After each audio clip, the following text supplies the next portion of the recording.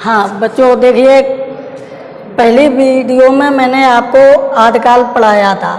आदिकाल में क्या था कि हमारा जो समाज था या हमारा समाज और देश में जो छोटे छोटे राजा थे वो आपस में सब लड़ाई झगड़ा करते थे और उनका युद्ध दो बातों पर होता था। पहली बात ये है कि अपनी सीमाओं का विस्तार करते थे। जब इसलिए आपस में लड़ते झगड़ते थे, उसी समय मुस्लिम शासकों का भारत पर आक्रमण हुआ और उन्होंने मुस्लिम शासक स्थापित हो गए, अर्थात राजा बन गए और उन्होंने अपने धर्म का जोरों पर प्रचार किया। तो हुआ क्या कि जिस समय हमारा देश टुकड़ों में बटा हुआ था, अपने जो हमारे देश की जनता थी वो राजाओं की ओर निहारती थी। उसकी जनता की स्थिति बड़ी शोचनीय थी, दयनीय थी, तो राजा उनके ओर बिल्कुल ध्यान नहीं देते थे। तो उस समय व्यक्तियों की जो समाज था उसकी जब राजा कोई सुनते नहीं थे या राजा कोई ध्यान नहीं देते थे तो सिर्फ एक मार्ग रह गया था भक्ति का। तो इसी समय हमारा भक्ति काल का उदय होता है। भक्ति काल का प्रथम नाम है पूर्व मध्य काल, अर्थात मध्य मानी बीच का। तो बीच का प्रथम भाग, इसको दूसरे शब्दों में हम भक्ति काल कहते हैं। तो इस समय हमारा भक्ति काल का उदय हुआ और भक्ति काल में सबसे पहले दो शाखाएं हुई। पहले देखिए सन 1343 ईस्वी से 1643 ईस्वी तक भक्ति काल रहा है। भक्ति काल की दो भाग हुए, सबसे पहले सगुण मार्गी शाखा और दूसरी हुई निर्गुण मार्गी शाखा। सगुण मार्गी शाखा में जिन लोगों ने ईश्वर के साकार रूप का वर्णन किया है, साकार जैसे राम और कृष्ण, ये दोनों साकार रूप में माने जाते हैं, तो इसको सगुण मार्गी शाखा कहा गया। जिन लोगों ने ईश्वर को निराकार माना है तो उसको निर्गुण मार्गी शाखा कहते हैं। अब इस शाखा के भी दो भाग हो गए। सगुण मार्गी शाखा के दो भाग हैं, राम भक्ति शाखा और कृष्ण भक्ति शाखा।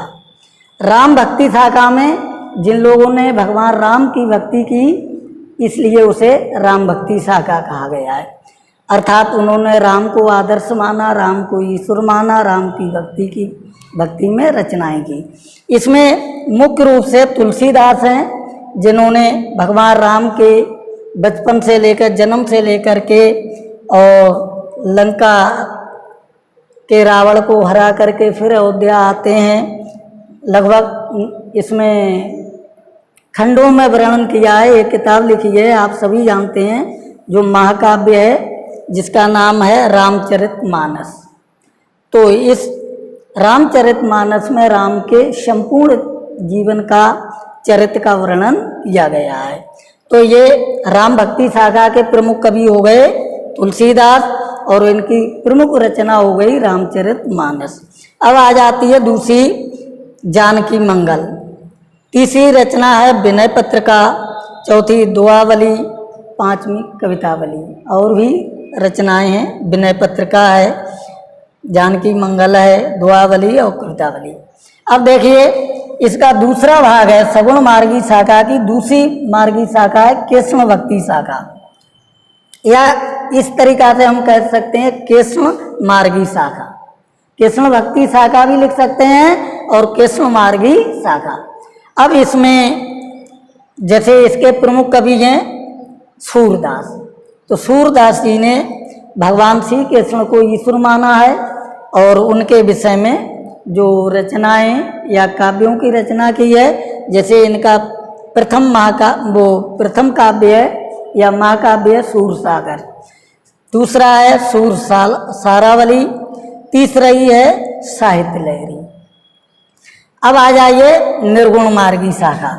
ये तो हो गई सगुण मार्गी शाखा, इसमें मैंने आपको बताया इसके दो भाग हुए, राम भक्ति शाखा और कृष्ण भक्ति शाखा। अब दूसरी आती है निर्गुण मार्गी शाखा। निर्गुण मार्गी शाखा में भी दो शाखाएं हुई, एक हुई ज्ञान मार्गी शाखा और दूसरी हुई प्रेम मार्गी शाखा। ज्ञान मार्गी शाखा के प्रमुख कवि कबीरदास हैं। कबीरदास की प्रमुख रचना है, देखिए, साखी, सबक और रामायणी। ये 3 रचनाएं हैं।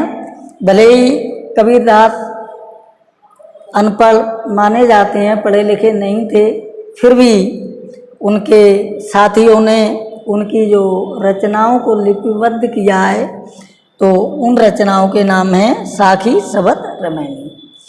इसमें और भी कवि रहे हैं या संत रहे हैं, जैसे संत रैदास और तीसरे